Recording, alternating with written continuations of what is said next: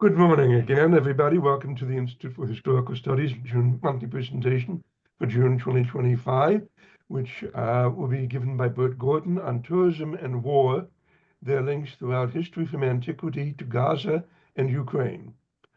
First, I'd like to say that we have all presentations scheduled now through November. We don't do one in December, but all of 2026 is open. If anyone has an interest in doing a presentation, which can be anything on any subject that will be of interest to people who are interested in history. Can I get much broader than that? Okay. That's okay. You've just eliminated 90% of the world in history. Yes, well, it's your topic. Whatever you want. So I'd like to ask somebody to volunteer, please, to take notes for the letter for this presentation. Monica, did you just volunteer? No, I'm not volunteering, no. I have a hard time hearing, so no. Somebody would else like to? Oh, come on, I did it last time. Okay, I'll do it. Thank you, Jim. Okay, so welcome everybody again. This is Bert Gordon is going to talk about tourism and war. Tourism is usually thought of as a leisure activity for peacetime, but there are people who go to visit battles and battlefields, sometimes while the battles are even going on. So Bert's going to talk about that. He's a Professor Emeritus of History at Mills College, which, as we were discussing before the group started, doesn't exist anymore. But I'll let Bert talk about that as he wishes. Bert, the floor is yours. Well, thank you very much. And I want to thank not only Dan and Liz and all the people involved in the Institute, but the Institute as a whole, which sponsored a panel we put together for the American Historical Association meeting, I think it was in San Francisco a year or two ago. And it's been a great organization, and I'm delighted to be a part of it. Anyway, I will switch now to the PowerPoint, if I can here. Okay, let's see if we click on this. Can you guys see the PowerPoint? No. Okay, what do I have to do? I can. The green share button. The green share button. Okay. Be on the bottom of your screen. Is that the top right? Bottom. Yeah, bottom middle. Bottom middle. Hang on. Oh, wait, let's see. One thing, sorry, Bert. Once we start, if I could ask everybody, including myself, to mute while Bert is talking, that would be helpful. That might work, huh? Here's the share. Okay. Did that do it? Yeah. Okay, great. Yeah, this looks familiar. It's interestingly. Okay, well, we might as well start at the beginning rather than in the middle. Why it showed up on screen number 3, I do not know. But anyway, again, thank you for the invitation to do this talk. And tourism and war, the links through history from Gaza, antiquity to Gaza, Ukraine. And what you're looking at here is one of my war-related tourism excursions. This was in Normandy in 2009. I have a friend, he's now retired. He's a secondary school teacher in Lisieux up in Normandy, and he took us around to see some of the sites related to Normandy, and this is one of them. And if you look out here, I trust you can see the cursor when I move it. Okay, great. You look out there, this is the remains of a sunken ship from one of the landing ships. So I could probably spend my hour talking about this trip to Normandy, and I'll resist the temptation. But one of the footnotes that was very interesting, of course, we went to the American cemetery in Normandy, where, of course, American troops who were killed in the fighting in Normandy are buried. We also went to the German cemetery in Normandy and had a chance to talk to I forget his title, but he was the director who told us stories about German women mothers coming to visit the graves of their dead sons who had been in the Nazi German army in Normandy. And it was really quite an experience. So this is the Pointe du Hoc, which is one of the high spots, geographically high spots in Normandy. And you can see there are a few tourists there looking, taking pictures, etc. So all of that having been said, I will go on, and the today's armed conflicts. This is it's probably a little bit too small to read, but I'll summarize it for you. It's the Geneva Academy of International Law and Human Rights, which monitors conflicts, and they've determined that as of 2024, last year, that there were more than 110 armed conflicts going on in the world. You know, we think of a few major ones, but this map shows where armed conflicts are, and you see some in India, in Thailand, a couple is Afghanistan, which you're probably more familiar with, a number in Africa. And anyway, their total is 110 armed conflicts. So this is the Geneva Academy for International Law and Human Rights. This is their building in Geneva. Just thought I'd show you a picture of that, a rather nice looking building in Geneva. And we will move on. Let me just lower this a little bit here if I can. Okay, so watching war, I'll say a few words about just watching war tourism and war in general. War tourists in Turkey. This is a picture from 2014, 11 years ago, well, almost 11 years ago, the Daily Mail in Britain. And it's called Capturing the Moment, Men Standing on the Turkish Side of the Border with Iraq. Right here. I'm sorry? The soap. It is. Okay, no problem. Could everybody please mute? Yeah. Please mute. You're fine. Okay, I guess I won't mute though. Okay. Anyway, so what you see here is this is men standing on the Turkish side of the border. I just want to make one shift here if I can. Oop, I did the wrong thing. Okay, now how do I go back to it? I was trying to. Okay, can you still see? Hello? Yes. Okay, fine. I was just trying to. Okay, I was just trying to see the whole picture. Okay, fine. So you can still see. Okay, fine. So this is men standing on the Turkish side of the border taking photographs, American airstrikes against ISIS. And so here you see this is sort of a small but relatively recent example of war tourism, taking pictures, selfies, and we'll see some of that later. Not surprisingly, Ukraine has been a target, you might say, for considerable war tourism.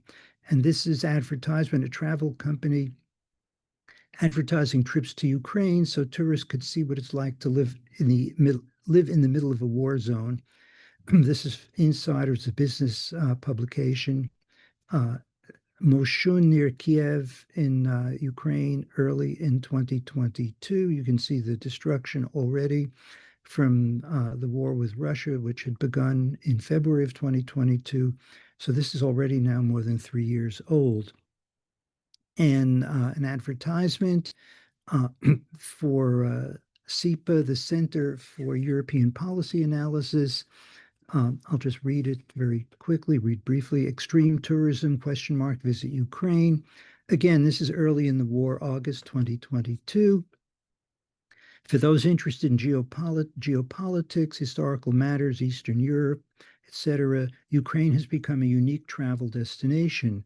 And this is worth looking at for a minute or two because it encapsulates some of the motivations for people doing what has been called war tourism. I didn't invent the term. You can see the term being used by some travel companies, etc., and also some historians or academics who are beginning to take a more active interest in war tourism. One can observe history in the making, see it firsthand, one of the most consequential post-war confrontations, etc. And it goes on to talk about Lvov and Kiev, enjoying the most, you can see enjoyment of most of the joys of modern life, and then goes on to discuss locations of Russian war crimes, etc. Anyway, it's an advertisement essentially for going on tour to watch war, to see war and war-related sites. And I'll have a little bit more to say about the different types of war tourism in just a moment. But again, just focusing on the present or the very recent past, tourism is a pretty large word, as we'll see. It encompasses a lot. And the big question that I'm kind of dealing with now as we look at war tourism is, what about online tourism? Is this the same as being present? And I'm suggesting at the moment that it isn't, although that may change as time goes on. So what you're looking here is the top of an article, the head of an article, watching the world's first TikTok war. And again, social media's aesthetic norms are shaping how Ukrainians document the Russian invasion. And this is, I would add, this is a whole new potential field for historians, anthropologists, and others to study, is not just the wars, but how they're being viewed, how they're being filmed, you might say. In a way, the internet is another step in the ability to see war firsthand. When I say another step, sort of following film, making films of war. So this fellow, 𝘏𝘪𝘴𝘵𝘳𝘪𝘤𝘵𝘪𝘰 writes, is it a new form of citizen war journalism or just an invitation to keep clicking? So my point being is that the internet and internet viewing of war is relatively recent, relatively new, and really needing to be, or going to be, defined in many different ways. Again, looking at the present situation, Israelis watching smoke and fire after a cross-border strike by Hezbollah. This is June of last year, 2024. And you get into the issue also, and I've written about this in other contexts as well, as how do we define tourism? And I try to be very careful to say that I'm using a definition of tourism that's larger than just an organized business enterprise. We take you in a bus to tour X, Y, and Z. That in essence, if you've got these Israelis, and a couple of them look like teenagers, but relatively young, and you don't have to go all that far to be a tourist. In other words, if you climb up a hill or you walk a mile or some short distance and look around, a writer, John Urry, Urry, who wrote a book a number of years ago called The Tourist Gaze, Gaze.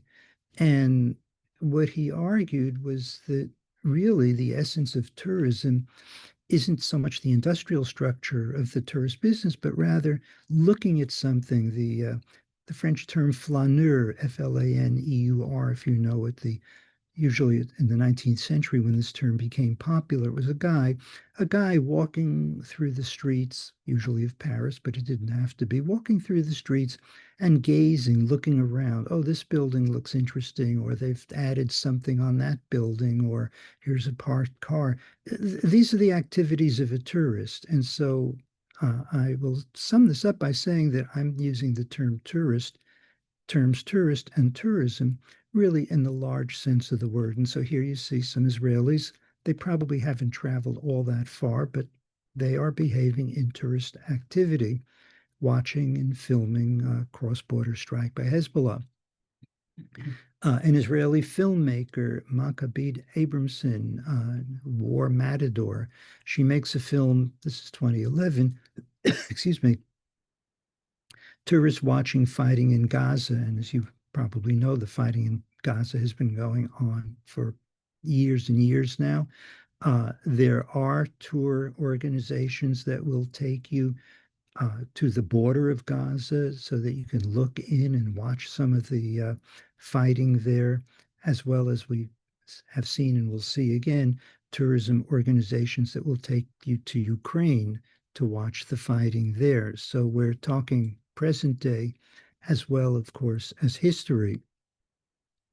So I mentioned Gaza a moment ago. This is something I found online just very recently, a Gaza envelope tour from Jerusalem, stories of resilience and hope.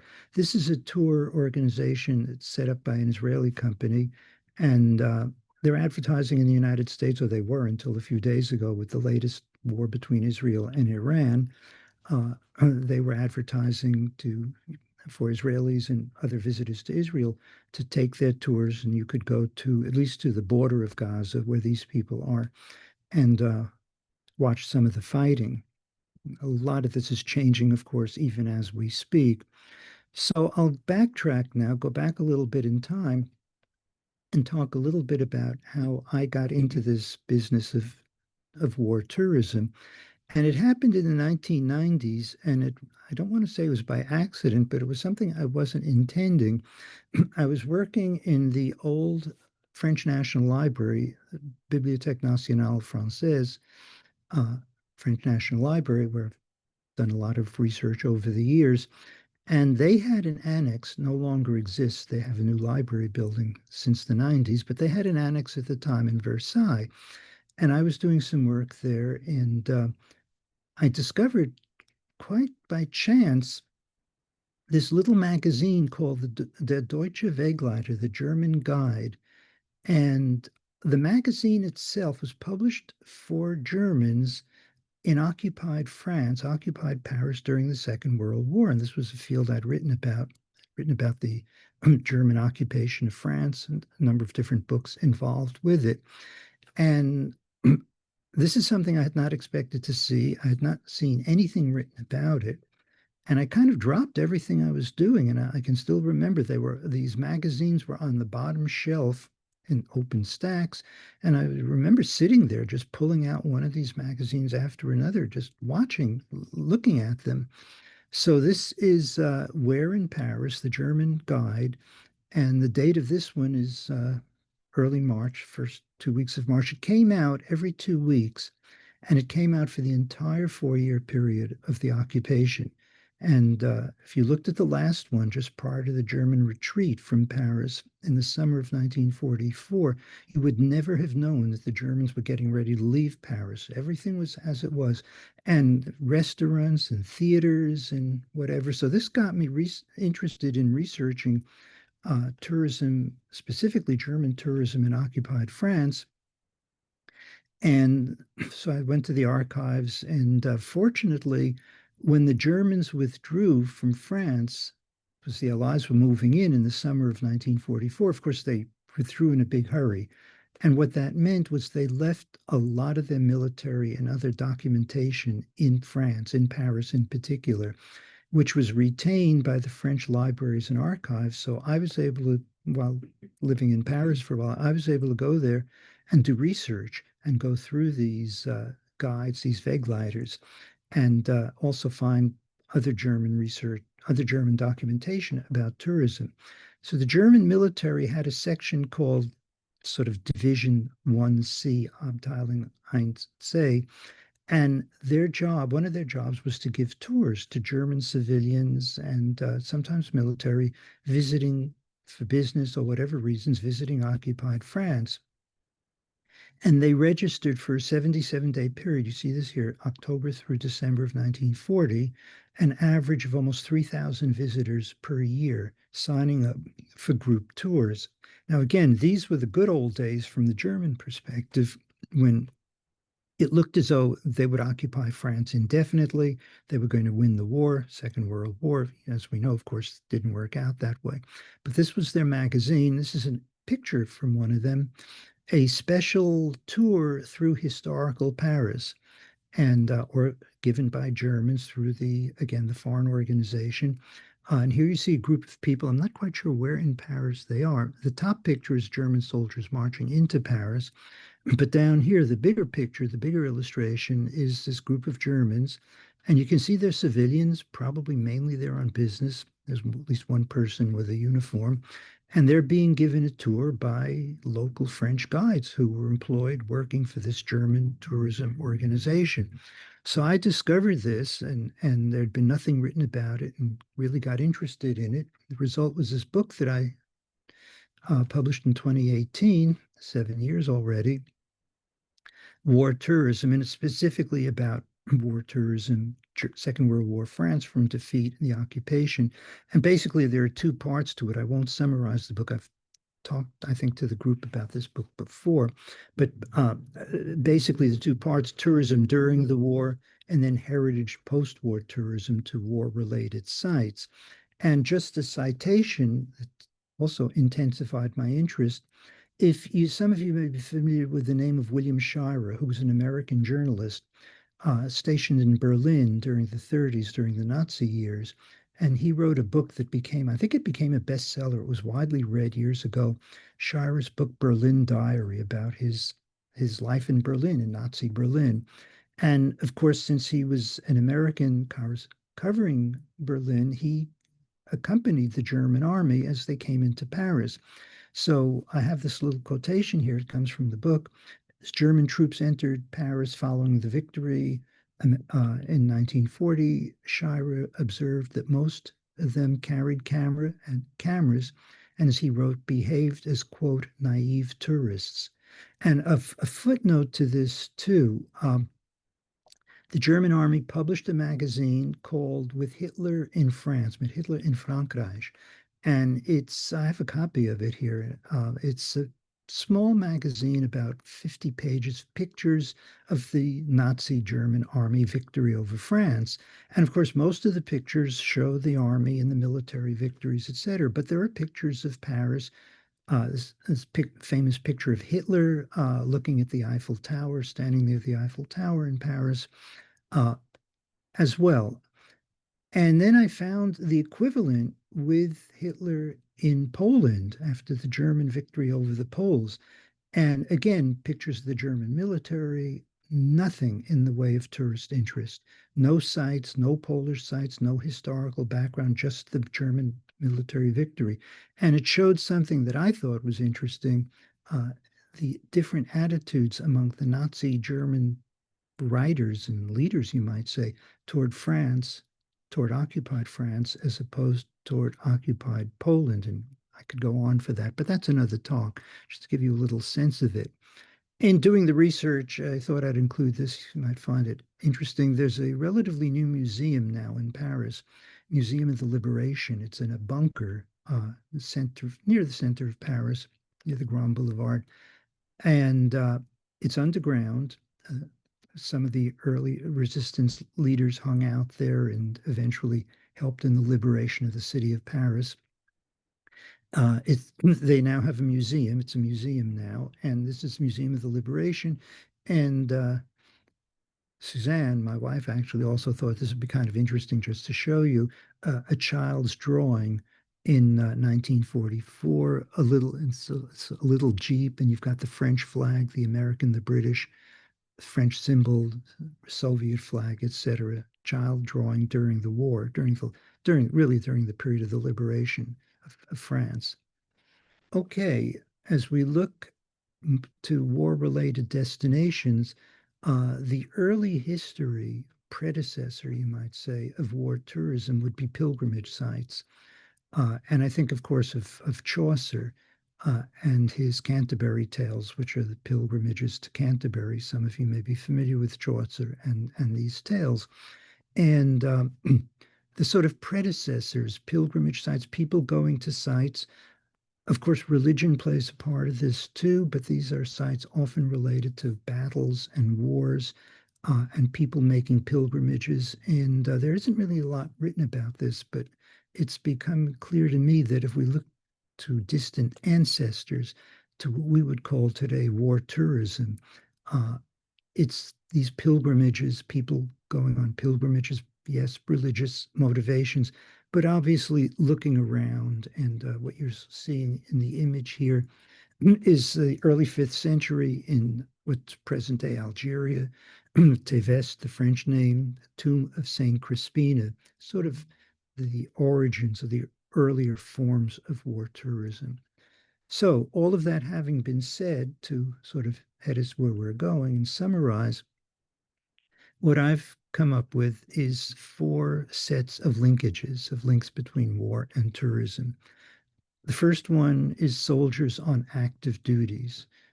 And the example that I was most familiar with when I started this project is, of course, the German soldiers in World War II France. And in a sense, what I'm doing now is expanding from World War II France to the larger issue of war tourism in general, as you will see.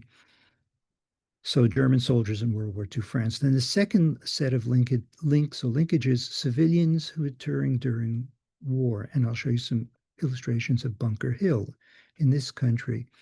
And then there's this one also, which is probably more 19th century and early 20th century, visiting what is called, there's a book by someone called Mark Piquers on hot war tourism and hot battlefields, meaning battlefields like immediately after the war. And I'll show you some examples of this as well. And then what's probably the largest component, which would be heritage tourism, going to see Gettysburg, for example. And again, I will show you illustrations of all of these. And this is growing as we now have social media, visiting historical battlefields via social media, for example, raised this question rhetorically: is going to visit this battle site of Gettysburg the same as seeing it on TV, on social media? And I'm arguing at this point that they're still somewhat different. That may change over time. So we look at the first linkage, war tourism, soldiers on active duty. And this is from the Auckland Star newspaper in Australia, 1915. It's an advertisement, a soldier's Kodak. So they're advertising small Kodak camera, early camera. Those of you who are old enough may remember these little cameras, handheld cameras, that were a big shift in that individual people could now take their own pictures. So the argument is, give your soldier a gift of one of these cameras, and then he, and there's a picture of him here, he can go and take pictures of the battlefield or whatever. So as it says here, enable him to bring back an invaluable record of the Great War. This is, again, the First World War. So soldiers on active duty. Again, soldiers on active duty, this poster, you may be familiar with the slogan, join the army and see the world, a motivation to try to get people to enlist. This goes back, as far as I've been able to find, this is a recruiting poster from the 1920s in the UK. And the slogan, join the army and see the world, goes back as far as I can find to about the 1920s. And I put in a picture here of a French volunteer in the German Waffen-SS in World War II, Henri Finet. So 1987, excuse me, I was in Paris. We were in Paris for a while. And I'd interviewed people in the 70s for the book I wrote on the French collaboration with Nazi Germany. But some of them I'd maintained contact with. And one of them said, he has a friend who was in the German Waffen-SS. Would you like to meet him? And of course, my book had come out on the collaboration a number of years earlier, but I said, yes, of course. So I went out to see this guy, Henri Finet. I don't have a picture of what he looked like when I met him. He was much older, of course. This is what he looked like during the Second World War. The Waffen-SS was the armed unit of the German SS, and they had a French division of it as well in occupied France, and you could volunteer, and he did. And just a footnote to this, I went out to see him at his apartment. He lived in the sort of northeast corner of Paris, and it was a bit of a ride on the metro. It was a summer day, nice warm day. Went out to meet him, and spent a couple of hours with him. And during the time I was with him, the weather changed and it began to rain. And so he insisted, I was dressed, of course, for nice weather, and he insisted on accompanying me with an umbrella back to the metro. It was a walk of a couple of blocks, which was, I thought, very nice. And it raised this question, which other historians have sometimes dealt with, maybe some of you guys too, that the mystery, I think it was Edward Carr who wrote in the 20s in England, that the mystery in doing history is not why evil people do evil, but why good people do evil. You know, here was this guy accompanying me with his umbrella to the metro, and he had been in the Waffen-SS, World War II. As they say, go figure. Anyway, join the army and see the world. Another example, perhaps better known to you, is Arthur Fromer, the GI's Guide to Traveling in Europe, which he published in 1955. He had been a soldier, an American soldier in Europe, and he had taken notes and wrote for soldiers, American soldiers later, who were stationed in Western Europe, guides things people to see. And 𝘏𝘪 is best known as having created the book Europe on $5 a Day, as I've given you here, 1957, and as I certainly know, and probably some of you as well, that then went up to Europe on $10 a day, Europe, I think, on $20 a day, and now it's just the guide to Europe. It's on lots of dollars a day. Anyway, German soldiers on tour during the occupation. This is in June of 1940 at the Moulin Rouge, and I'm showing you this because this introduces a whole different field of exploration of the behavior of German soldiers who were stationed in France during the occupation. You see them here at the Moulin Rouge, 2 German soldiers and 2 French women. And it is estimated that there were 1 million, and I repeat, 1 million babies born during the occupation to French women sired by German soldier fathers. And there's an organization of these people. These people are now elderly, and then it's now their grandchildren, often the children and grandchildren of French mothers and German soldier fathers who have complained in the decades since that they have been castigated in France for something that they couldn't control. As they say, we can't control who our grandparents and parents were. Another, I think, interesting topic for exploration. And again, wartime tourism. I included this. It was especially shown to me by an archivist in one of the libraries in France, one of the archives, sent the Memorial of History City in Caen up in Normandy in France, drawings by and for German soldiers, the most beautiful recollections of Paris and France on the left, showing a French girl in peasant costume, and then on the right, you see somebody, most obviously a soldier, drawing pictures of the Champs-Élysées, again a French woman and soldier as tourist. Women were involved in this too, 500,000 women, German women who worked with the German military in occupied France, called Helferinnen. It's the female form of helpers in German. And so here you see 2 of them in the Nazi German uniforms with the Eiffel Tower in behind. This is taken from a book here, Yearbook of Women's History. So here they are, these 2 German women on military duty in Paris, taking the equivalent, I guess, in those days of a selfie with the Eiffel Tower in the background. So that's soldiers. Then the second link, soldiers, military people. Second link is civilians during war, watching battles as they occur. And here you have a Dutch painter, Wilhelm van de Velde the Elder, the Battle of Scheveningen off the coast of The Hague, the battle in the middle of the 17th century, a war between the Dutch and the English. And here he is. He painted this picture, adding himself into this little boat. You can see some people there drawing the scene of the battle. So this is a civilian essentially watching war, touring, if you like, and watching the battles, an early view.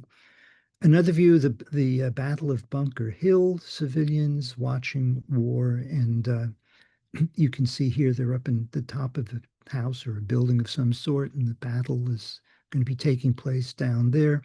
And again, it comes back to my point earlier that I don't think you have to travel very far to exhibit tourist behavior. You can travel a mile or less than that. You get out your camera, or you look, you gawk, if you like that term. Again, these are civilians basically behaving as tourists, watching the Battle of Bunker Hill. And this was from Harper's Weekly, which was celebrating the centennial of the battle in 1875. Again, civilians watching battles. And this was one of my earliest sources. Mary Seacole was a nurse originally from Jamaica who was living in London, and then she served the British during the Crimean War as a nurse. So again, she's not on an organized tour, but she's up in the Crimean area watching war. And as I say, behaving as a tourist. And her book, The Adventures, was published later. And she wrote, this was my first experience of actual battle, and I felt that strange excitement, which I do not remember on future occasions, coupled with an earnest longing to see more warfare and share in its hazards. And it's not long before my wish was gratified.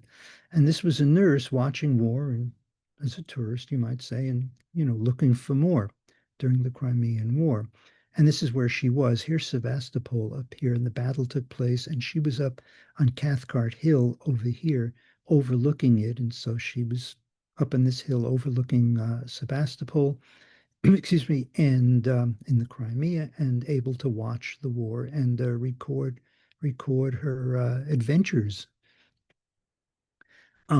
This is the American Civil War, again, civilians watching war, and I think you can see it very clearly here.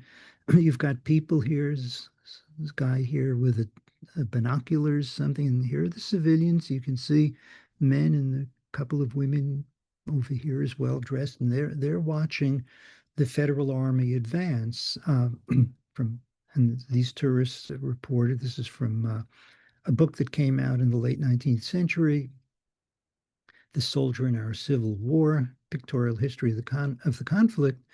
And these are people, as he writes, the tourists, he meaning Frank Leslie, the tourists came from as far as 25 miles away to watch the battle at Bull Run in 1861. So this is watching tourism, tourists watching war in the middle of the 19th century. Another example, just to give you another two examples, and this sort of ranges into the hot war, immediate post-war tourism. Boers watching the fight at Dundee. This is during the South African War. And here's Africa, South Africa, Durban, and I hope you can see my cursor at a battle at Dundee. Dundee was a relatively small town, about 30 some odd miles north of Durban, South Africa, right up here. Trying to show you with the cursor. Anyway, you get the Boers. You can see they're civilians, and they're watching the war. I've put the link down here to Heritage History from the Boer Wars. Okay, again, an American example, Seaside, Oregon, summer of 1942. Vacationers, travelers, tourists watching they're not exactly watching the battle, but they're watching blimps, and these blimps were patrolling the west coast of the United States. Of course, summer of 1942, Pearl Harbor had been attacked. Japan had conquered a number of the islands. We know that in 1942, the Battle of Midway turned out to be the turning point in the war in the Pacific, World War II. But this wasn't known necessarily in the summer of 1942. And so you had blimps patrolling the west coast of the United States. And here you've got tourists, visitors, people coming out to watch them, from a book called The War Years in Seattle, 1913. Again, another example, travel to Paris, civilians traveling during the wartime. Joseph Buchkramer was the cathedral master in Aachen in Germany, Aix-la-Chapelle, if you like. And he was commissioned by his cathedral, Dombaumeister, literally, he's the manager of the building, would be the best way to put it. He was commissioned to travel to Paris to evaluate French art, to work in evaluating French art, French cathedrals in this case. And this was under the German organization Kunstschutz, which literally means protection of art protection, that was established to evaluate, and its mission was to protect French art. Of course, we know that protect meant spoliation, stealing, and whatever during the occupation in World War II. But again, Buchkramer traveled around and he drew some pictures, and again, it's civilian traveling and touring, if you like, in wartime. And then a more recent example, British travelers in an officially sanctioned tour group during the war in Iraq in 2009. And there's a description in an article in the New York Times from March of 2009, which I've taken a quote. Just about everyone in the 8-person group has been to Afghanistan. Remember, war going on there. Also, perhaps unsurprisingly, everyone is single. And this is a good time to mention that, yes, in general, tourism is considered a peaceful, peacetime hobby, occupation, activity. And certainly most tourism does occur during peacetime. My point is that it's not 100%, that there is wartime tourism as well. And this part that may be amusing a little bit, insurance is not provided by the company. It's nearly impossible to come by. But again, different aspects of civilians watching battles. Again, in 2010, a company offering to take people to Los Angeles gang tours, it's called, to high-profile gang areas in Los Angeles. And again, I'm suggesting that gang wars are wars. It's violence and people going to these places in LA to see the sights and who knows, maybe even watch some of the violence. And perhaps lastly here, again, a French source from 2011, foreign destinations, popular destinations, and I have my list here. So I can very, very quickly find it. Hang on just a second. It's a little bit easier. Yeah, they list 5 destinations on this, and you can see it at the top here. Chernobyl, of course, the site of the uranium problems. The ghettos, Rio de Janeiro in Brazil and Los Angeles, it's being defined by this company as ghettos. Katrina, hurricanes in New Orleans, North Korea, which is pictured below, the scene from North Korea, and Guantanamo Bay in Cuba. So some of the people who've addressed wartime tourism, war tourism, have put it under the larger context. There's an area of study among some academics called death tourism, which is, of course, larger than war tourism because it's tourism to any sites associated with death, disease, murders, etc. And there have been a number of people interested in exploring this. War-related tourism is a smaller subfield, which so far has attracted less attention. But anyway, here you see grim tourist destinations in 2011. Again, I mentioned Ukraine before. Travel professionals marshaling resource in Ukraine. It isn't just the tourism companies. This again was 2022, shortly after the invasion. It wasn't just the tourism companies, but the Ukrainian travel people themselves trying to attract tourists to Ukraine in the theory, the argument that the income would help Ukraine raise money for their defense efforts. And here you have Mark Edward Harris here on your left, president of the National, and Ivan Liptuga over here on your right as you're looking at it, president of the National Tourism Organization of Ukraine, with the official symbol of Odessa, the anchor heart as it's called, trying to encourage tourism. So not only do you have tourism to war sites, you'll also have on occasion in the encouragement of tourism to war sites for business purposes. More recent example, Spanish tourism, Spanish tourist traveler, if you like, walking next to a destroyed bridge, Irpin, in Ukraine. And this is a source from, it's actually, I believe, AFP, AFP, Agence Française Presse, French press agency. A tourism site, the bridge, which you can see in the background, become a hotspot for thrill-seeking tourists, November of 2027. Okay.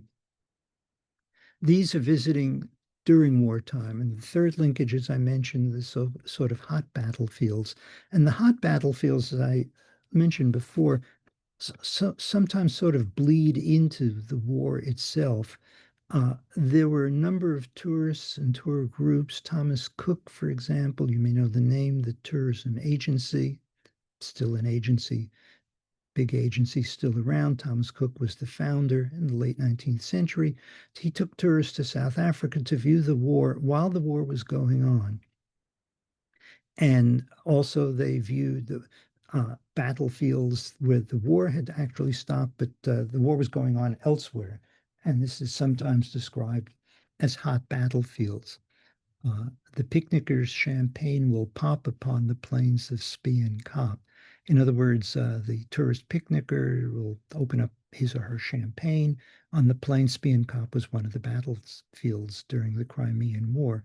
And here you see a picture of the visitors to the Crimea going on their war tourist adventure. So this is visiting the hot battlefields. Another example of this linkage, a visit to three fronts during the First World War. You may know Arthur Conan Doyle, Sherlock Holmes. This is his visit to three fronts, glimpses of the British, Italian, and French lines. It's 1916 during the war. And right in the middle of the war, December 1915, one of the British officers, Lieutenant Gamble, predicts Ypres, and you may know the name of Ypres if you've ever looked at the history of the First World War. Bloody battle fought there. Ypres will be flooded with tourists and sightseers after the war, and they will be amazed by what they see. So this is your sort of hot battlefields, and there may be some evidence that some visitors even saw the battles just as they concluded, kind of like the Boer War, the South African War. Another example, visit the routes of war, the roads of war in national Spain. Visit the war routes in Spain. This organized by the Spanish nationalists in 1938. The Spanish Civil War took place from 1936 through 39. It was 3 years. It was a bloody war. You probably know it ended with the victory of the right wing, the military under General Franco, who controlled Spain until 1975. And they're inviting people to come visit the war routes even while the war was going on, although the area of the war routes that they were going to take people to was an area that the fighting had ceased, that had already been taken over by the Spanish nationalists. So the war is going on, the battle isn't going on right there. You can call it hot war. It's, as I say, the lines between the actual battling and the immediate post-war are sometimes kind of blurred. This is, again, related, the map of the war routes of the war. The war was still going on, and the area that you see here in the diagonal lines was still controlled by the Republican forces. The area up here, the gray, solid gray, is the area controlled by Franco's forces, the nationalists. And so they're inviting people to come and tour this area that they control while the war is still going on. National Spain invites you. This is from a book review 20 years ago already of this book, National Spain Invites You, talking about tourism in Spain during and immediately after the Civil War there in the late 1930s. More recent example, in India, northern India, Ladakh hot springs. This is an article from the Economic Times, February 10th. So what are we talking about? 3 months ago, 4 months ago? Hot springs to be open to battlefield tourism destination on June 15th. Well, June 15th just happened less than a week ago. It's the clash between the Indian Army and a local liberation army, and the Indian Army was going to open it up with a museum and a tourist shop. So I checked a couple of days ago, excuse me, the India Travel News to see whether it actually had opened on June 15th, and the answer was no, they put it off for a while because there's still fighting going on there. So you can see the tension that exists, obviously, between war and tourism as well. But these issues still continue. Okay, then as I said a little earlier, linkage number 4, the biggest linkage, if you will, and the one that I'm guessing that most of you are most familiar with, heritage, battlefield tourism, as it's sometimes called, wartime visits to wartime sites of the past. And two cultural events, you might say, that play a role in this. A book by 𝘞𝘪𝘴𝘵, a French historian, lieu de mémoire, and it's actually a series of books. I think there are 4 volumes to it now, and it's been translated into English, relatively recent, Sites or Places of Memory. He wrote this between 1984 and 1992, and I might add, Nosrat just passed away about a month ago, maybe 2 months ago. He was 93 years old in France, and he just passed away. Anyway, this book has become very influential. Certainly, it's influenced some of what I've done. People have talked recently about like an explosion of interest in memory, not just battlefield and war, but in general. Lots of studies, memory studies, cultural memory, and it has in the academic world sort of taken off. And I think that a couple of factors involved: the creation of UNESCO in 1972, the United Nations Social Cultural Organization, and World Heritage. And in 1975, the United Nations World Tourism Organization. And of course, the United Nations got interested in this, the UN organization, under the presumption that tourism was a peacetime activity, and if you encourage tourism, it might discourage warfare around the world as well. And what I'm suggesting is, yes, not arguing against that, but there are other aspects to this picture as well, war-related tourism. Again, with heritage tourism, After the Battle was a journal that was published in the UK for almost 30 years. No, 50 years. My arithmetic is a little bit off here. From the 70s, it stopped publishing about 3 years ago. And this is a story, I think, of so many sites, not only related to this subject, but in general going online. And I'll just put in a comment here, too, that's much larger, I think, than war tourism. The beauty, the advantage when you're doing research of the internet is you can go online and find all kinds of useful and helpful things, of course, with a critical sense. The disadvantage, as I have found out too, is these things often go offline. So you'll find something that's online. I'll recommend a website to somebody. Go see this website, an interesting, whatever the subject is, and you go on the website, it's been discontinued. So pluses and minuses. Heritage tourism, battlefield tourism, memory tourism, terms that I've used. A 3-day, 2-night tour of the medieval battlefields. This is in England, at Crécy and Agincourt. I won't read all of this to you. We're going to need to be wrapping up eventually. But again, you can go see the medieval battlefields. And it shows you also, I think, the dimensions of war-related tourism, because people have certainly written histories of these battles in the 100 Days War, the battles between the English and the French.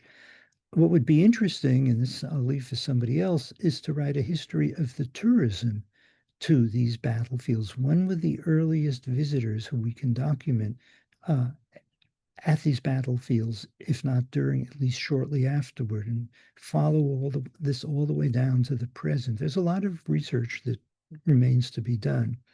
Gettysburg, I mentioned that at the beginning, and this will be obvious, and certainly a site that even if you haven't been there, you'll certainly be familiar with. Civil War reenactments, staging tourism. Now you see this down here in the picture below. Battle monuments up at the top, monuments at Gettysburg to the battle that took place there, determining battle during the American Civil War. Staging tourism at the monument battlefields, the Civil War reenactments below. I might say also in this context that one of the biggest elements of war-related tourism, which to my knowledge hasn't been studied, I came upon it somewhat accidentally in France. I was leaving one of the sites, and I don't remember now offhand which one it was, but there were loads of buses. And who were they? They weren't organized tourists per se. They were school children who had been taken by their teachers and school administrators to see battle sites, historic battle sites. This was up in Normandy. And so there is another aspect of this too. Schools taking kids. Excuse me. This is a recent advertisement, Gettysburg for kids and grown-ups too. And you can see this. So much of the kinds of tourism that we've been talking about, heritage tourism in particular, of course, is education related, taking kids, and of course, tours for adults as well. But I'm thinking of the schools taking their kids to see these different sites. So this is Gettysburg, film and virtual war tourism. This is a whole big subdimension. And just one example, the films Steven Spielberg's Saving Private Ryan. As I've written here, sorry about that, hang on, okay. Describes, this is an article that came out in Le Monde shortly after the film Saving Private Ryan was released, highlights films related to D-Day. Some of you may have seen this film, 1998. And Fredon, writing in Le Monde, wrote about how it described France as, and I quote, the memory of the century as theme park, close quote. And this leads to an issue that I want to talk about too, and that is the issue of the morality of war tourism. This has been questioned. We'll come to that in a minute. Heritage, again, museums and war tourism, the Imperial War Museum in London. Monuments, this is the Vietnam War Memorial Monument in Washington, D.C. I took this picture. I happened to be in Washington for a conference. If I remember correctly, it was 1987, and so I went to see the War Memorial, which had been constructed in 1982. And again, at the time, not knowing I would be talking about war and tourism, just took pictures as a good tourist, and you'll notice here are the people touring, walking around, and there's at least one person with a camera, and so they're taking pictures. Another aspect of heritage tourism. Battlefield tours, this one is from 2010, War Research Society. And here's an example of what I was talking about. You could access this material online, which I did, I guess, back in 2010.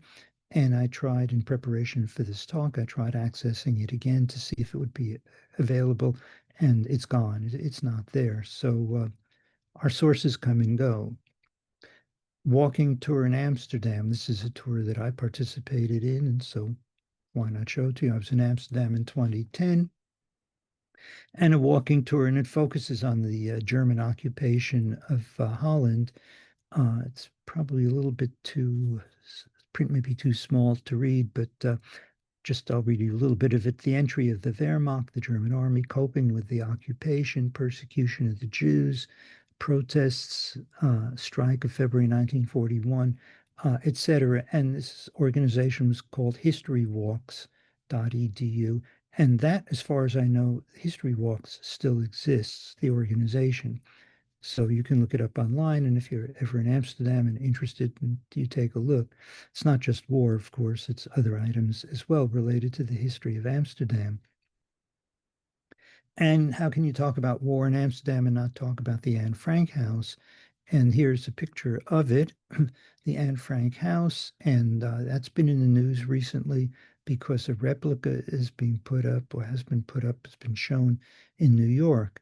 And there's been some controversy in that if you go to the Anne Frank House in Amsterdam, the rooms are empty, the furniture's been removed, and the inheritors have argued that they wanted it to be empty to show the emptiness, that people's lives had been removed, being taken away. Probably know the story of Anne Frank having hidden there and was eventually betrayed and caught and taken to the concentration camps and killed there. So the people in Amsterdam have wanted the house to be empty to sort of show the emptiness, everything taken out, etc. The replica in New York, as far as I understand, they've put furniture back in, if not the original furniture, at least replicas of the furniture, to try to indicate what the house would have looked like when it was actually being inhabited. So there too, you can get disagreements in terms of how one represents war tourism, heritage tourism. This is the New York exhibition, which I think may have just ended recently, but this is the exhibition. No, as a matter of fact, I've been corrected. Suzanne is listening in, and no, the exhibition is still going on. This picture is October of 2024, recreating Anne Frank's secret annex. This was when it first opened in October of 2024. It gives you a little sense of what it looked like, and here it is in the New York rendition with the furniture as well. More locally, in Northern California, Rosie the Riveter. Some of you may have been up there to see this, building ships in the 40s, the Port of Richmond. And this is sort of a museum, historic battleship becoming naval museum, not in Northern California, but in Southern California. This is 2012. And so, of course, the creation of museums and sites, and my point being, as we get toward the conclusion, that this is still going on very much, war tourism in the different sites. Anniversaries playing a very, very big role. This is the visitation numbers of memorial sites boosted by the centenary of, this was centennial, pardon me, of World War I. So this would have been 2014, tourism in France. And just to give you a little sense of this, the Somme River tourism up 89%, Pas-de-Calais, the regions in France, Pas-de-Calais, Somme River, tourism 71%. The increase, in other words, the Meuse River, 140% tourism increase in anniversaries. So anniversaries play a big role in war-related tourism as well. And I mentioned virtual tourism, and this is another whole dimension of it. This is an illustration from Estonia, of all places, friends watching a war movie on TV. Is this war tourism? Well, not in the sense of people actually going and looking at the sites or watching battles, but of course it's virtual war tourism. And of course, with the internet, more and more of this type of thing. Again, bring us back up to date, touring Ukraine. A woman taking a selfie, and you can see the bombed out cars in Ukraine. War crime, you can go on a wartime crime tour. This was last August for £3,000. This was in the UK, tourists. And the Telegraph writes, tourists flocking to gawp at Ukraine's horror. And this raises the question that I mentioned before, that has been suggested about the morality of war tourism. Is this woman somehow taking advantage of the suffering of other people? And this relates specifically also to concentration camps. Picture of I found this one online, Princess Brianna, selfie in the Auschwitz concentration camp. And you can now see the term Auschwitzland being used as sort of almost like a pun on Disneyland. What is the morality of taking people as tourists to visit the concentration camp, let's say, of course, which was part of war tourism after all?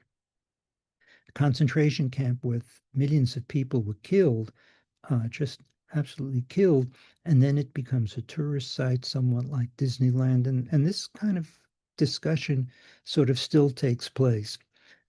It's still going on, the issues of morality in it. And then, of course, to bring us up to date, art and war in the Renaissance, the tapestries of the Battle of Pavia. This is an exhibit that's on now in the San Francisco Fine Arts Museums, the de Young Museum, saw it a few weeks ago. This picture is from June of 2024 at Fort Worth. And again, another aspect, if you like, of tourism watching war. These are Renaissance tapestries that were made during the Renaissance, early 1500s, and they are depicting a war that already had taken place, and here are the people watching the depiction of a previous war. So you get these different layers of war tourism. And to wrap up, again, historical reenactment for the 500th anniversary of the Battle of Pavia. This is Milan in 2025. And you can now explore Normandy Pass coming in paperless versions. So what I've labeled this here is iPhone war tourism. I just retrieved this recently, so this is still active. And with that, we will stop our tour. And I thank you very much. Thank the Institute for this invitation. It's been, I was going to say it's been fun putting this together, not when you discuss things like Auschwitz, but I've enjoyed putting the talk together. This is part of the book that I'm working on, and I welcome questions and comments. So thank you very much. Well, thank you very much, Bert. If you just stop sharing your screen. Okay. Open that to discussion. And I would like to start by a little anecdote from my own. This spring, Jean and I were in Tuscany with a group, and our guide took us somewhere which was not on the program. It was an American cemetery, Tuscany. We were there just before the closing ceremony for the day, so we got to stand and watch the play taps and lower the flag. And the guide took us there, even though this wasn't part of the group, because it was a young person here, nowhere near the age of a World War II veteran. But he felt that it was important to remember and honor the Americans who had sacrificed on behalf of Europe in its freedom. And a side point to that, one of the other people in the group had come to Italy in part to see if she could find where her uncle had been buried. He died in World War II, and he was actually in that cemetery. And they found they found it there, yes, because the cemetery has a record or a database where you can look up who is buried there and where the grave map actually is. And most of the graves were crosses, but a few were Stars of David as well. So they did pay attention to that, as they generally do in military cemeteries. And it is maintained by a volunteer group of Americans who were being funded by an American nonprofit. But I bring this up as a side point to your discussion of the morality of war tourism, because this is an aspect of trying to remember and honor sacrifices made in war, as opposed to, I think, your Princess Diana picture in Auschwitz, which was, I found, really disturbing. Yeah. It's a desensitization. So you can have it either way. And with that, I'll open for anybody else's comments. Well, just a Please comment. remember to unmute yourselves. Just a comment on what you're saying. Yes, I remember, I think I mentioned being up in Normandy, and my friend Daniel took us to the American cemetery there, and then he also took us to the German cemetery, you know, the German soldiers who were killed. And we met the director of the German cemetery, who told us the story. I'll just try to say this as briefly as possible, of a woman who would come once a year, German woman from Germany, I think to lay something on the tomb of her son who had been killed, you know, fighting for the Germans in the Second World War at the Battle of Normandy. And at one point, she was getting older, and I think she told the director, him, the guy we were talking to, could she bring something from Germany and put it at the graveside? And she said, because she didn't think she could come visit any longer. I forget what it was she was going to bring, but something related to I think to his childhood or something. And he said, yes, of course. Oh, yes, it was some earth. Yeah, again, it helps to have an aid here, Suzanne remembers. And it was some earth, some soil. And so he said, yes, of course. And so she brought the soil, I guess, from whether it was from Berlin or somewhere else in Germany, you know, placed it over there. And this was the German military cemetery, yeah. And of course, we toured the American military cemetery, and yeah, these were different organizations. I forget which organization it was that maintained the German cemeteries. Obviously, a German one, yeah. So, Yeah. Bert, we have several people who have raised their hands. Oh, sure. Peter is first. Thanks very much for the talk. How would you define, you seem to be putting more or less together, but maybe I misunderstood.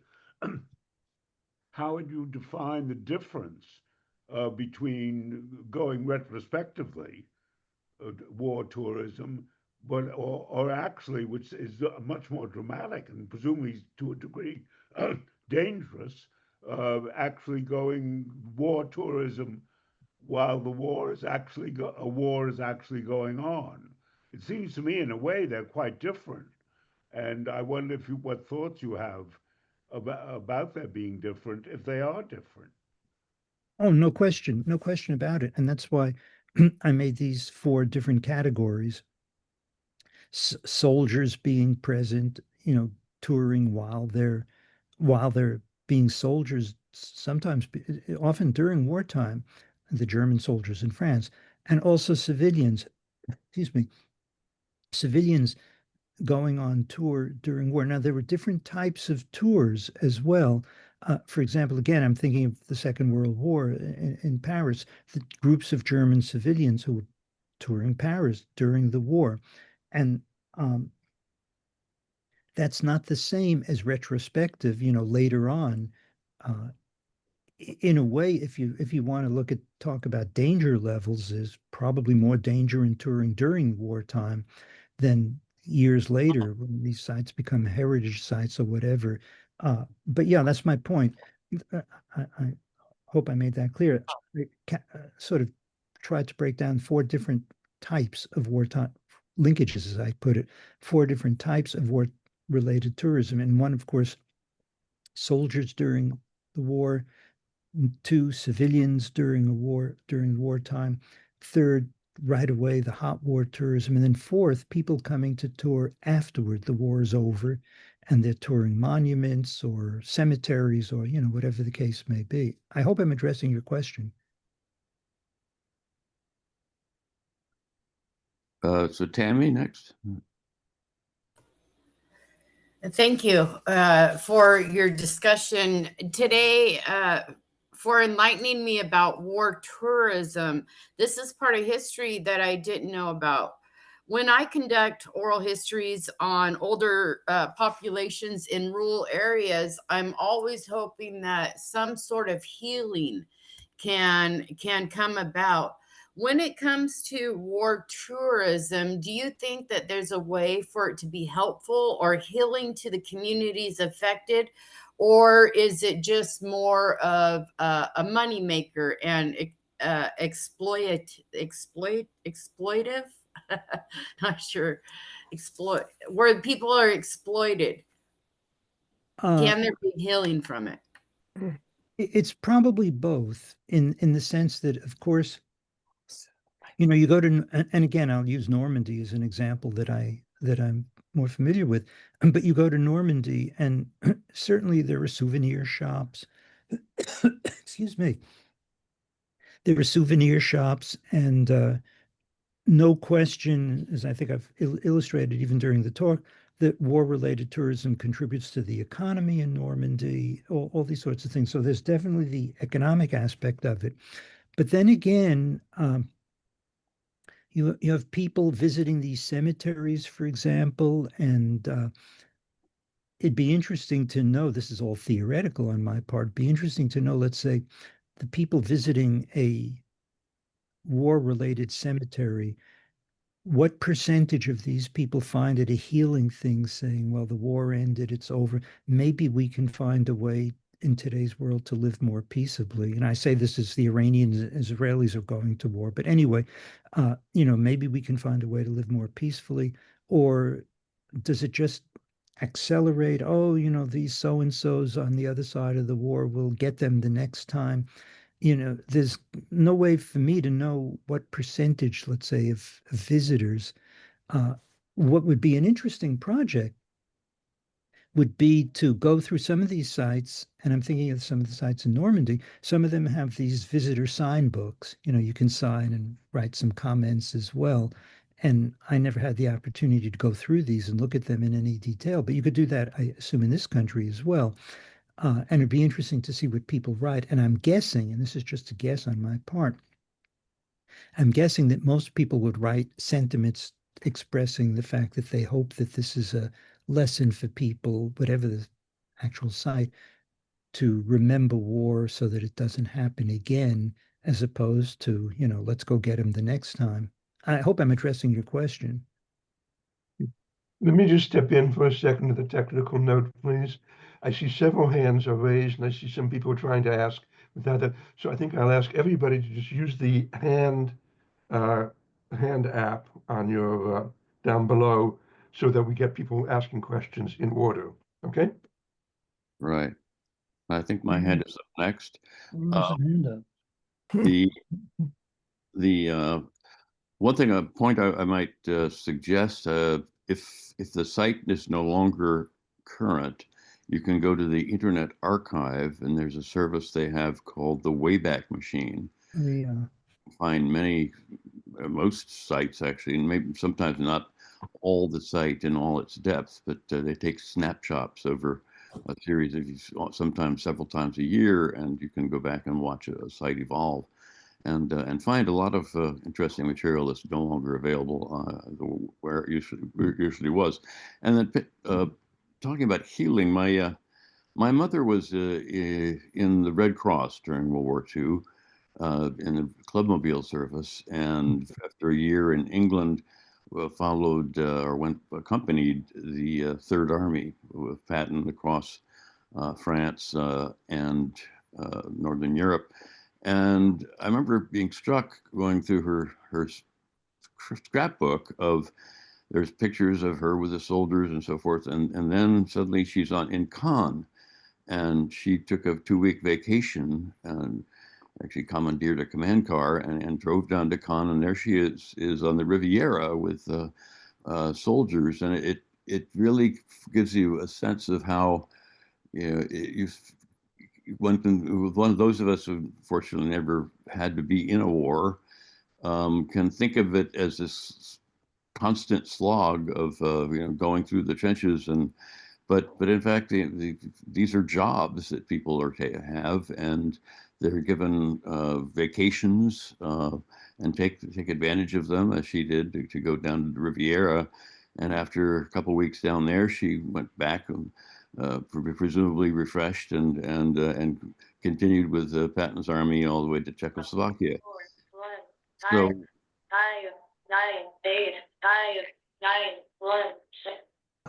please mute unless you're asking a question. And to raise your hand to ask a question, there's a react button on the bottom of the screen. If you click on that, you'll see raise hand. I can't see that at all. Not in. Oh, yeah. Move your mouse and you'll see react or heart. Click on the heart and then you'll see raise hand. There you go. Raise hand. Oh, raise hand. I see a raised hand. So Michael's next. Michael, you're muted. Yeah. Michael, please unmute. Actually, Michael, since we can't hear you, I guess we'll have to have Leslie go next. Okay. The first kind of tourism I heard about was the Crimean War, which was also the first war that somebody was taking pictures of. Mm-hmm. And the elite people of London came to sit on a hill and watch the war, and they had Fortnum and Mason baskets, so they had a proper picnic. And I will tell you that, since we're in the category of the morality of it, I was absolutely horrified by learning about that, and then and it was such a stupid war anyway. So I think that image sticks with me. It's related to that. Can you hear me okay? Mm-hmm. Okay. Related to that is the, excuse me, the battle at Bull Run, where the story is told, and I didn't have time to get into this, but the story is told that some of the people came out to the hills above it, where I showed you the picture. And some of the people were women carrying picnic baskets, and they were expecting a quick victory for the Federal Army against the Southerners, against the rebels. And of course, that didn't happen. So that they dropped their picnic baskets and fled. And when I was first starting to put this talk together, I thought, well, maybe I'd say something about that. And the more I researched it, the more I found out that there's controversy as to whether this event actually ever happened, the picnic baskets. So I figured, okay, save time, I wouldn't get into that. But since you've raised the subject, yeah, this has sometimes been called picnic basket, not picnic basket war, but picnic basket something or other, where again, the argument was that people were going out to watch from the hilltops with picnic baskets, and then when the beginning of the Civil War, Manassas, and then they fled because the Southerners were winning. So you could probably write a book on just that. Part of what makes history interesting, I think, not just the fact, let's say in this case, but the whole issue of mythology. Did this picnic basket event actually occurred, and how it was passed on, the story, et cetera, et cetera. Anyway, I'll stop with that. Peter, how do you vote with regard to the baskets being there in Crimea? Yeah, well, it seems pretty horrible. Yes, I agree. Actually, watching people being killed and eating your chicken seems not a nice thing to do. Well, that's the story of Mary Seacole, which I mentioned. And this is a woman, by the way, who, excuse me, who's a nurse. And so, she didn't go specifically as a tourist. She was there as a nurse, but watching the battles, and how exciting this is. And you think, God, a nurse. Well, anyway, you get the point. Thank you. Michael, would you like to try again? Yeah. Can you hear me? I can. Okay, good. Okay. I really appreciate this lecture. I didn't realize how much war-related tourism I did just in my normal travels over the last 50 years. Going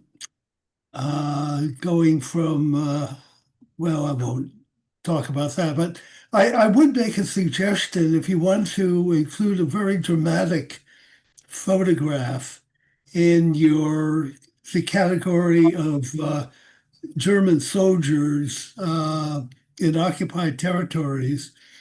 There is a museum in Berlin that's built on the grounds where the Gestapo was located. I don't remember the name of the museum, but there's an extremely dramatic photograph in that museum that I think relates to what you're reporting. And that is a picture of a hanging of three people. And the photographer who took the picture was standing behind the three people who were being hung. And in the background are all these German soldiers watching it, many of them with cameras. Mm-hmm. I highly recommend trying to track that down because it is quite dramatic. Well, thank you for that. And I will do that. Among other things, the Pacific Coast branch of the American Historical Association, you guys may know this, is meeting in Santa Clara this summer. I think it's the end of August, late August, something like that. And I proposed a paper for them, somewhat related to the presentation I just did. So the program hasn't come out yet. I have no idea whether my proposal will be on the program or not, but it gives me a little more incentive to do some more hunting. So thank you for that. I will look for it. Yeah. Watching hangings and all of this. I mean, you could go into, for example, I just alluded to this very briefly. For those of you interested in American history related to it, this isn't war specifically, but the lynchings of people, lynchings of Black people in this country, for example. I read, some of them people would come out and watch these things. And anyway, it's a huge area.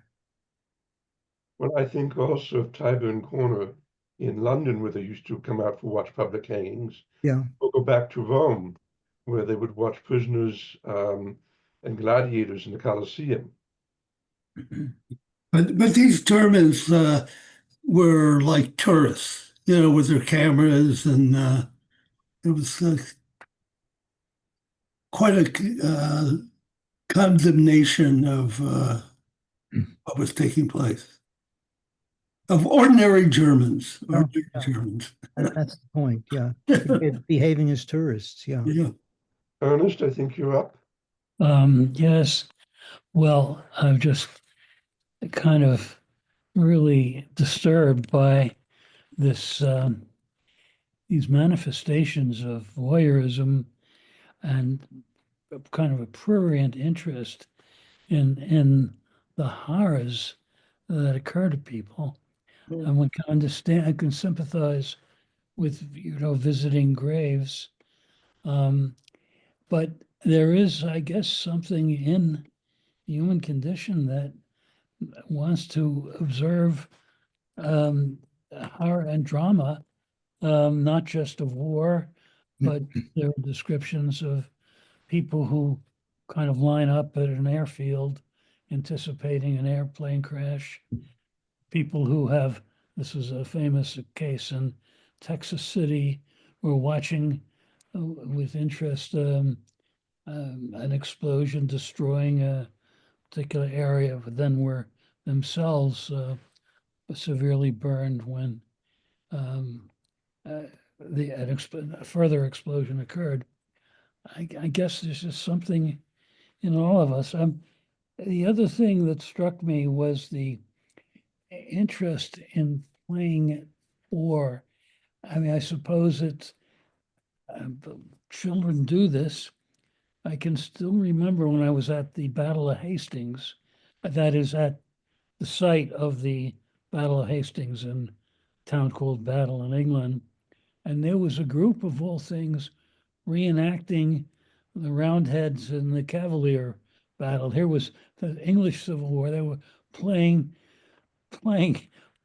acting out one war at the site of another war, which just seemed absurd historically, and yet they were having a great time.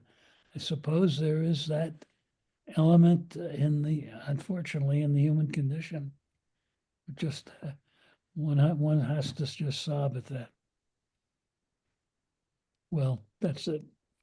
Yeah, just a comment. I go back to Mary Seacole, whose quotation I mentioned earlier. And this, again, I have a similar reaction to what you're saying. And this is not just anyone. This is a woman who's a nurse, who's committed to helping people, helping sick and injured people, et cetera. And then just watching how thrilling talking about how thrilling it is to watch the war in the Crimea. Not just men. So it's not just a masculine. No. Tendency is I would have tended to think. Len, you have to unmute yourself.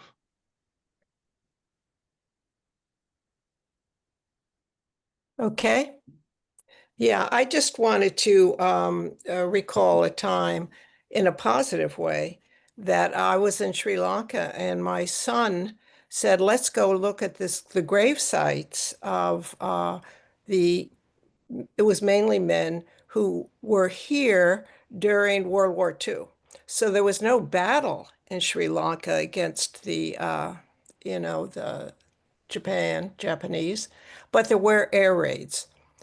And here's what I learned in an educational way. I just assumed this would be all British.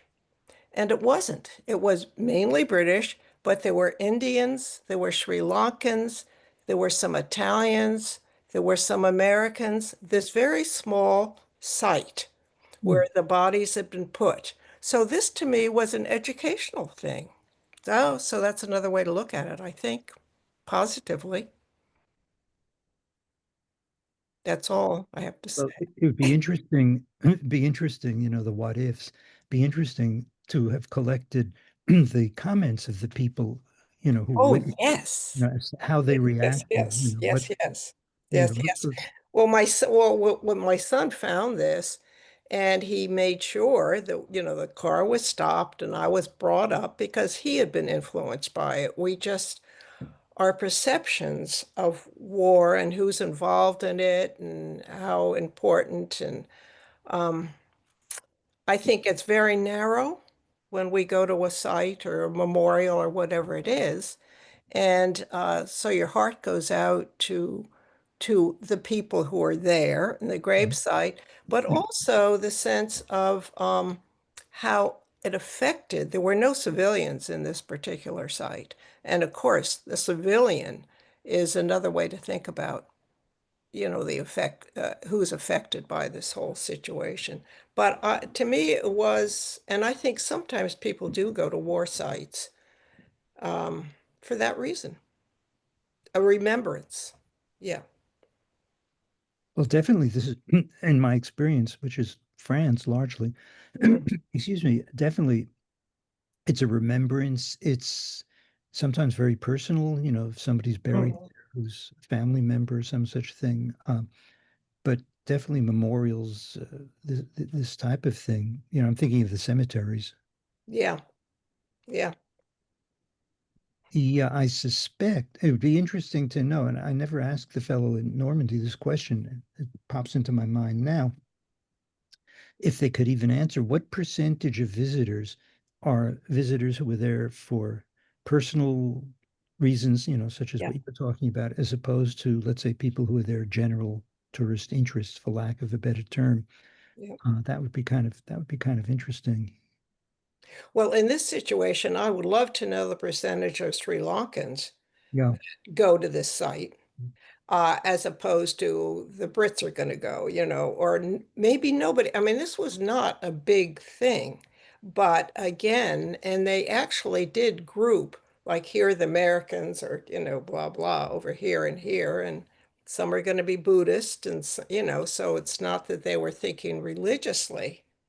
And maybe, they were forced into having to defend this area, although they were in the military, all of this mixed group of people to fight and to defend that island.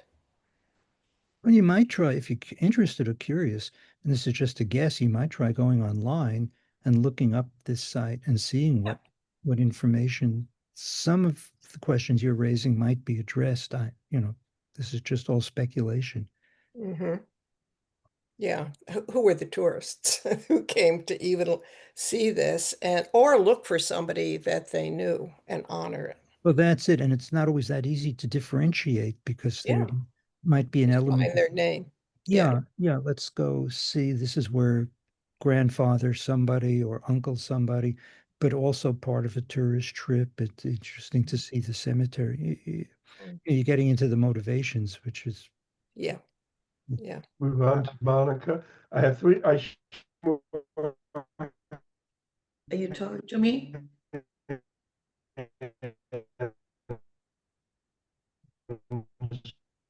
Sorry, we're over it. Some of us have to directly. Can you So hear? Am I supposed to be animal- speaking now? I'm sorry, I don't hear. Is that me now talking? I can hear you. I don't know if Oh, anyone okay. else can. No, I really have more or less just more personal recollection of visiting Normandy in a tour group, and it was a profound experience seeing the various cemeteries. And, it's difficult for us to imagine what war is like, but I was a child in World War II Germany. And for me, looking at these things is very, very different from what I sometimes hear my friends telling me. It's also different whether you watch something, that happened in Rome a couple of thousand years ago, and whether something happened, in Europe, or wherever it is going on right now.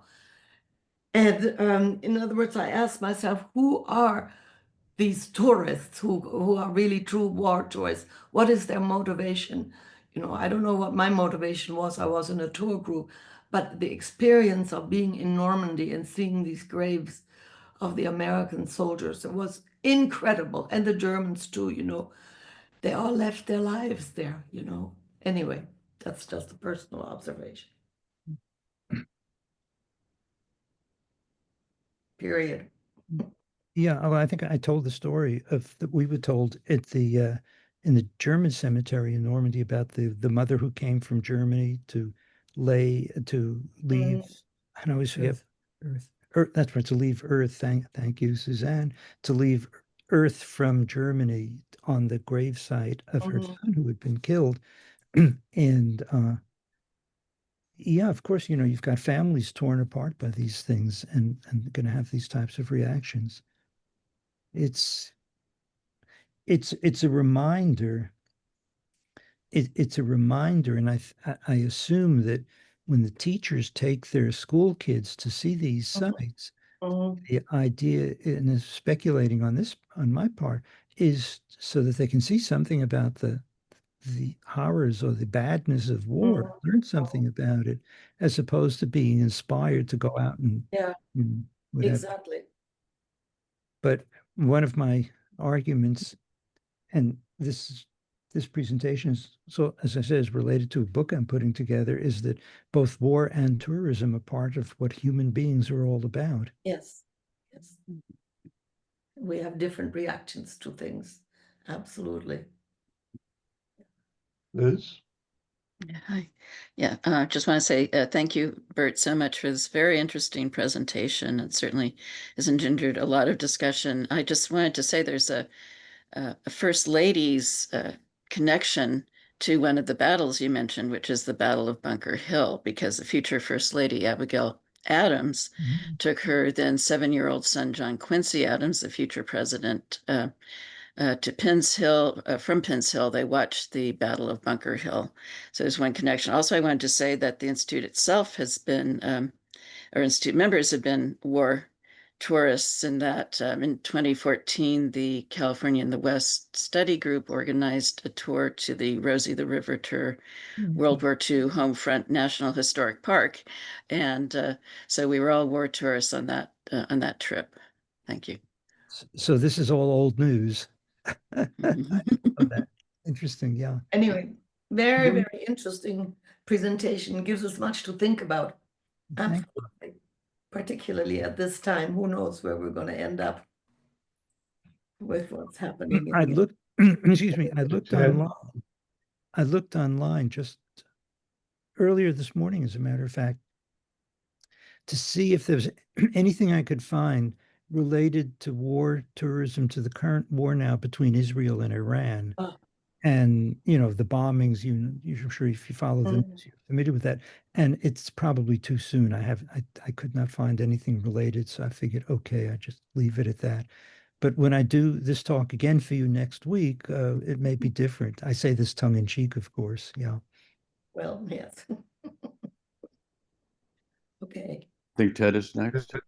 Yeah, just first of all, Bert, thank you. What a really excellent presentation. And when you think you've seen every aspect or knew every aspect of history, somebody comes up with something that you never really gave much thought to. So thank you. I had the same kind of experience as you mentioned in Normandy. I guess we've all been to Normandy, but my daughter, who was then in college, and I were at Pont du Hoc, which is between Omaha and Utah beaches, and noticed how many French, I assume they were French school kids, were there, probably 3rd, 4th, 5th graders, just sort of running around in what had been the battlefield there of bomb craters and concrete gun emplacements. And I noted to my daughter that these were kids were probably about 4 generations after the men who were there. How much the men, probably on both sides, would be happy that their kids could just play in this site that had been such a scene of devastation in 1944.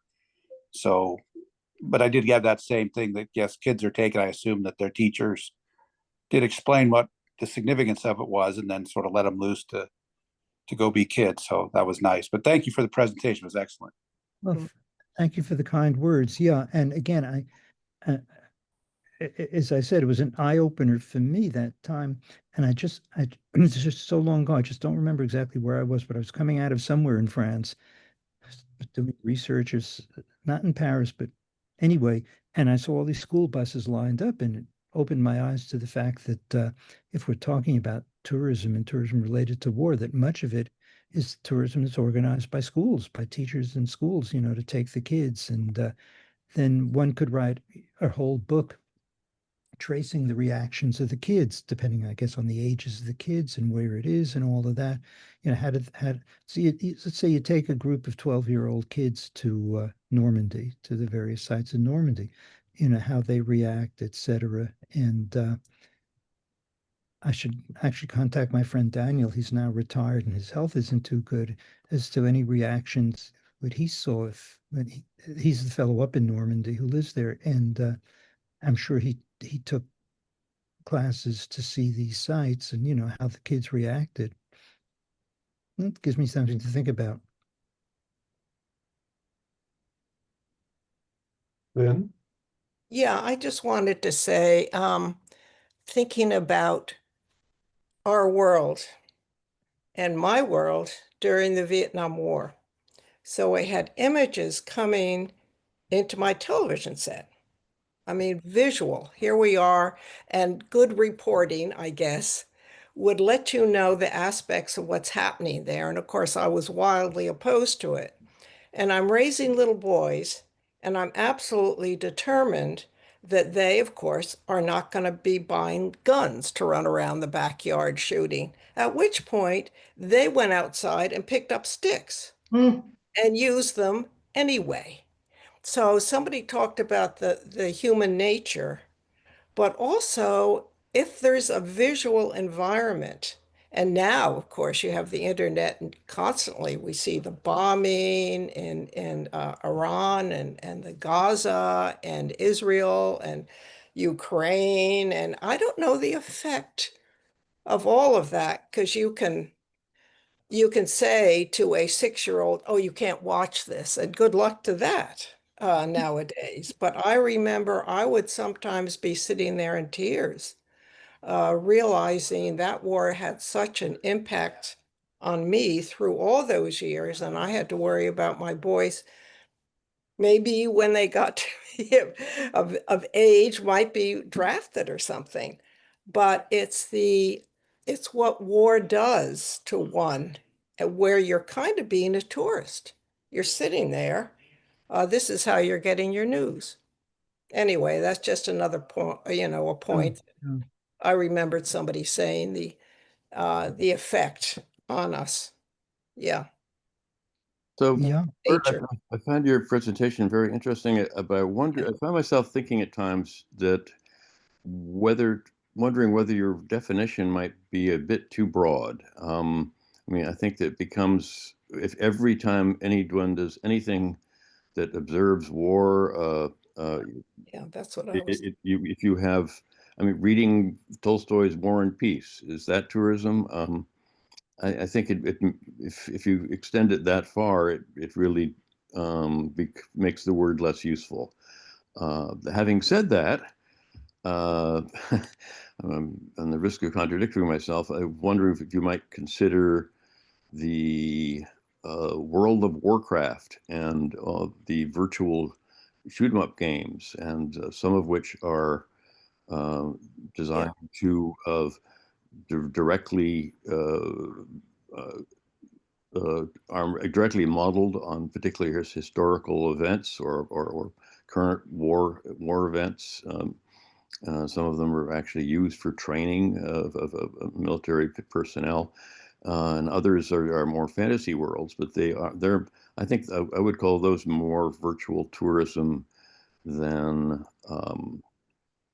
well, actually, but then what they're doing is actually making you a participant rather than a tourist. So I stand by my original point. I think that unless you're the virtual world has you as a spectator as opposed to as a participant, then that would not be tourism.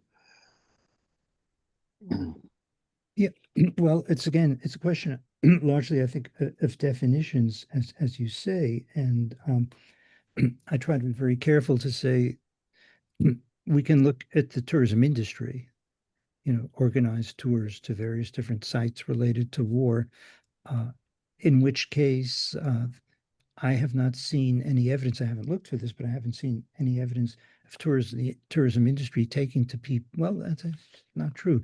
In Ukraine, tourism industry is taking people to Ukraine to, in effect, to watch war.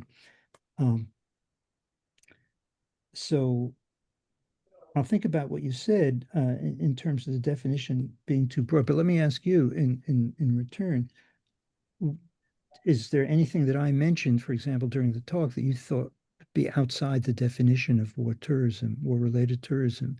Yeah, I thought watching a movie about a war would not be so much tourism. It's just a different aesthetic experience. It makes the world. It's not a. I don't think it's the tourism rubric is useful when spread that broad. Yeah, I threw that in there. And you know, thinking about it, I would tend to agree with you. You'd have to add, you know, reading a book about a war. Reading a book about it. Well, you know, in a really broadest sense of the word, as you read through the book, you're kind of in your mind probably touring to some degree. But I agree that I think the field is big enough that we don't have to, you know, include these types of things. Right. Just making some notes. Yeah, point well taken. Yeah, let's see, I have two questions, brief ones. Would you consider going to an air show a tourism? And would you war tourism if the air show involved military aircraft? And would you consider going to the incarceration camps for the Japanese Americans during World War II as an example of war tourism? Yeah, again, good questions, and it comes down to the definitions. A show, for example, I think your first point was I was trying to take notes. An air show, I think you said, correct? Like military planes, this sort of thing. Yeah, I would say it's obviously not the same as going to watch a battle taking place, but I would say in the broad sense of the term, if you're watching military parade, let's say, or military, you know, air show, that sort of thing, that in the larger sense of the word, that would be related to what I'm calling war tourism. It's not necessarily taking place during a war, but, you know, what's the military for if not for war? And then the second part of it, the incarceration camps, sort of, again, related to the wars. And, you know, you might think I'm taking a very broad usage of, excuse me, of the term war here. But with respect to incarceration camps related to the Second World War, like the internment of the Japanese in this country in World War II,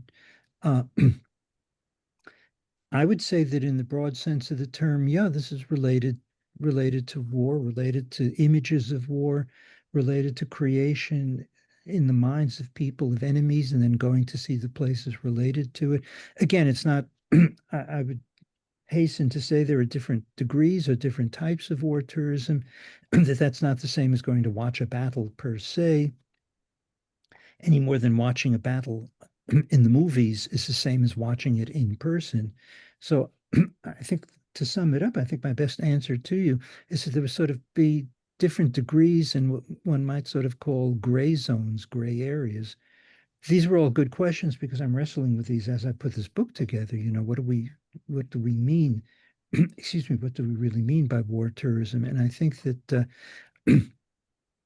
I tend to take a larger or broader view, but granted, there are degrees of this, and you know, visiting an incarceration camp, yeah, I would say that's certainly war-related tourism. And what was the first one?